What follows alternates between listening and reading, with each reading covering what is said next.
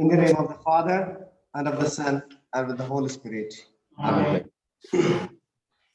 So we have heard Psalm 23, Acts chapter 4, 5, 12, and 1 John and John the Gospel.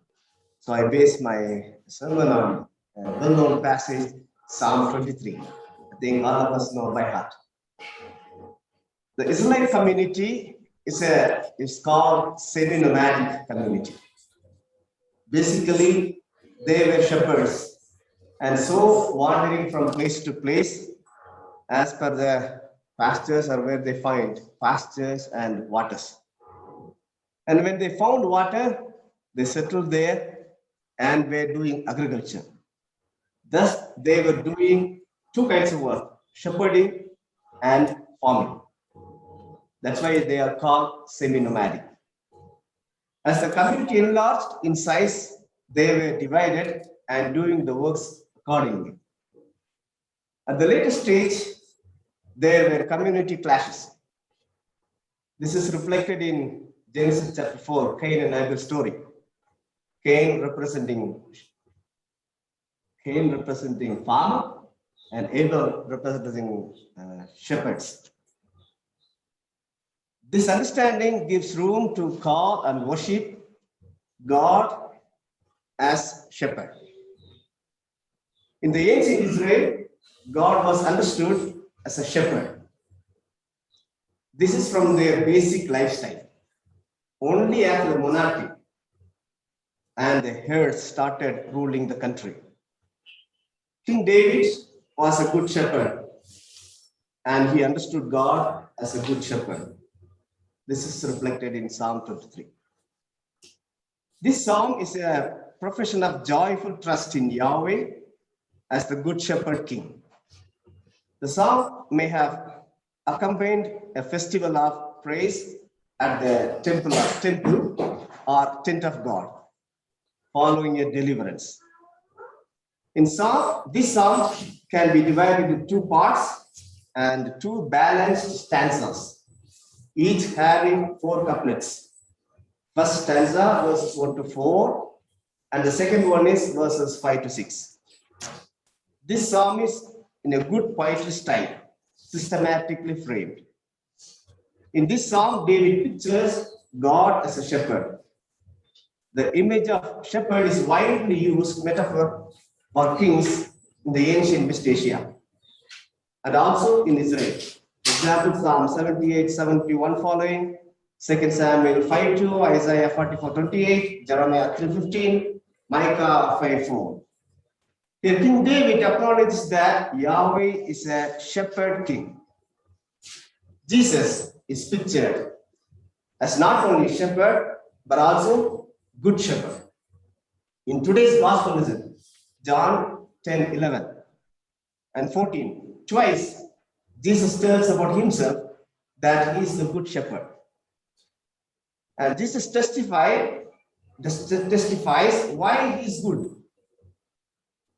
He laid down for the sheep his life. This is said 4 times in verse 11, in third person, and in verses 15, 17, 18 in first person. And today's episode also in 1 John 3:16. It is written that Jesus laid down his life for us. A Palestinian good shepherd might risk danger for his sheep, but he expected to come through alive. Jesus died for the people, including for us, and he lives even today. We celebrate this Sunday, tomorrow, Saturday, today, also as Easter Saturday, or Easter Sunday tomorrow, remembering his resurrection. Why Jesus emphasized good? Because they were hired shepherds who did not own the sheep and did not face the dangers. When the danger comes, the hired shepherds run away for their safety and they abandon the sheep. We are blessed because we have Jesus as a good shepherd. The same Jesus expects all of us to be good shepherds for the people who are interested in our hands. I remember very well when I was doing theology, one senior pastor told me, don't love any girl wherever you go for ministry, because you are a shepherd. And don't marry any congregation member. With God's grace, I was able to do that. There may be doctors, teachers, or any kind of workers. But whatever we do, we are expected to reflect the shepherding nature of Jesus Christ. During the first wave of COVID-19, many doctors and nurses and helpers took risk in protecting the people, and some of them faced even death. Some of them might have not accepted Jesus as their personal savior, but still they were good examples. We who accept Jesus are expected to live a life useful to the people. Today's epistle lesson again tells that we have to show the love of Jesus in action, not in words, not in thoughts, but in deeds to our fellow beings. Let us come back to the psalm. In verse 1, it is an introduction, picturing God as a shepherd and the result of it. David lacks nothing. When we see the Hebrew grammar, it is in participle. Participle can be two ways, either noun or participle can verbally be used. Yahweh is shepherding. It is the present continuous tense, and it fits to any time and space. Each day, God is shepherding, and therefore there is no need to worry about anything. Because God is shepherding, the holistic care is given to the sheep. Here, David. After seeing this, now each benefit is explained further in the following verses. Verse 2 explains how the material needs of the sheep are met. The word lying down indicates the contented and secure rest of the sheep. The metaphor green pastures refers to all that makes life to flourish. The term still waters literally means waters of the still place, that is, restful waters that provide refreshment and well-being. Isaiah 49:10. As it is said in the earlier sermon, here the merismus is used. The basic needs, green pasture and waters, refer totality. The total physical need is given to the sheep. Then verse 3a speaks about the shepherd meeting the spiritual needs, restoring, reviving the soul, the spirit. For the sheep, the good shepherd gives proper rest. Psalm 19:7, Ruth 4:5, Proverbs 25:13, Lamentation 1:16 say about this. And verse 3b mentions that the shepherd leads the sheep in the paths of righteousness. One of the reasons from the ancient time till now, the clashes between the farmers and shepherds is that the farmers do difficult work in the field, but the sheep, if the shepherd is not noticing properly, enter into the field and eat the plants. Therefore, the good shepherd will lead the sheep in the right path only. In Hinduism, there is a tendency that no matter how you earn money, when you earn money, you are getting the blessing of God. No, you are cheating the people. No, I'm not cheating the people.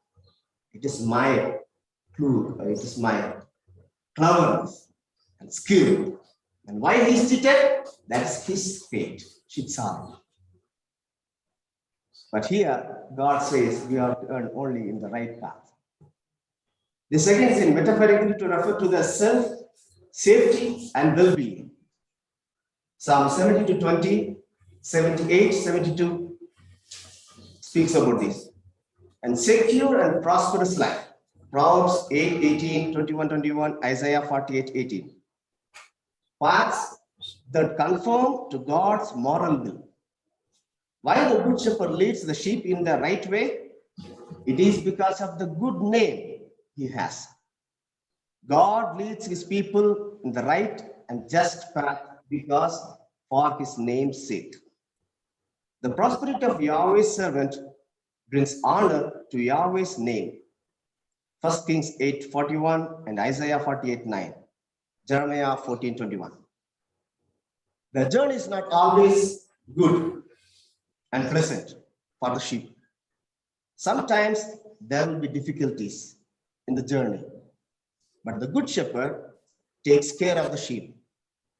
In verse 4, it is recorded, the shepherd comforts or reassures.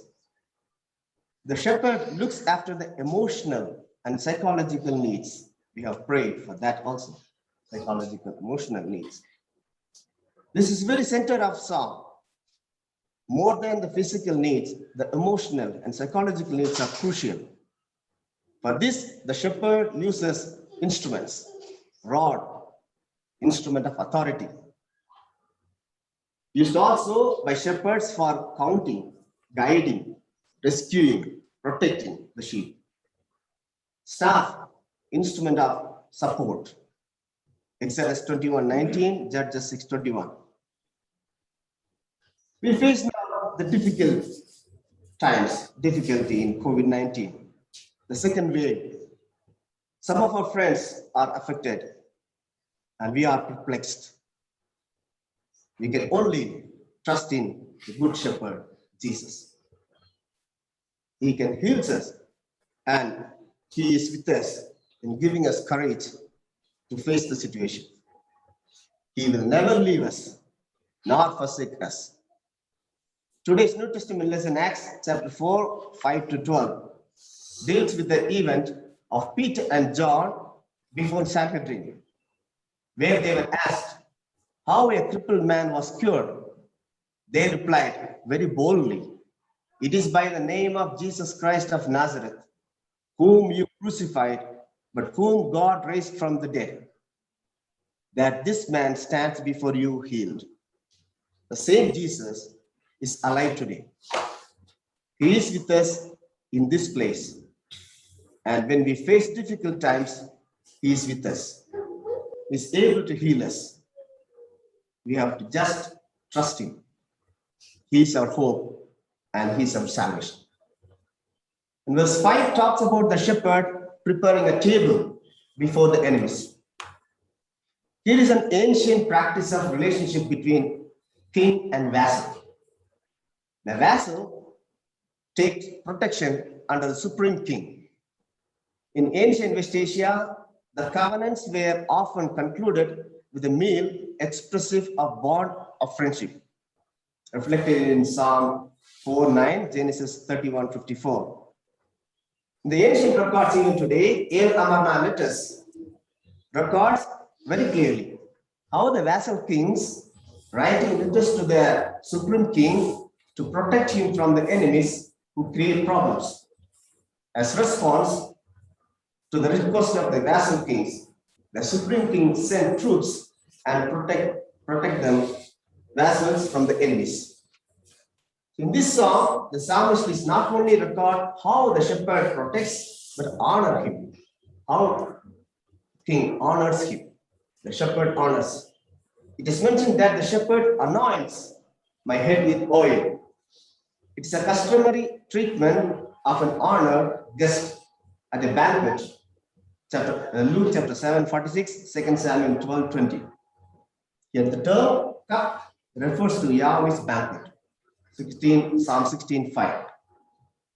The most important blessing is recorded in the last verse, verse 6. God's goodness and God's mercy throughout the life of the psalmist.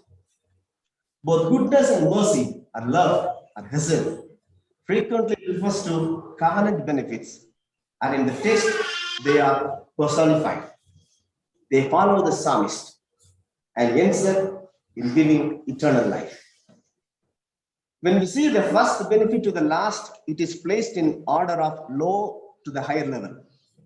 The blessing of having good shepherd starts with the material blessings and ends up in the eternal life. This is the very purpose of the death and resurrection of Jesus Christ. In not only meet all our physical, emotional, psychological needs, but delivering us from the enemies and honoring before the enemies, and also giving us eternal life. The New Testament lesson Acts 4:12 says, salvation is found in no one else, for there is no other name under heaven given to them by which we must be saved. This is the name of Jesus, and he is our good shepherd, and he is with us always. May the good shepherd continue to be our shepherd until we finish our race in this world. Amen.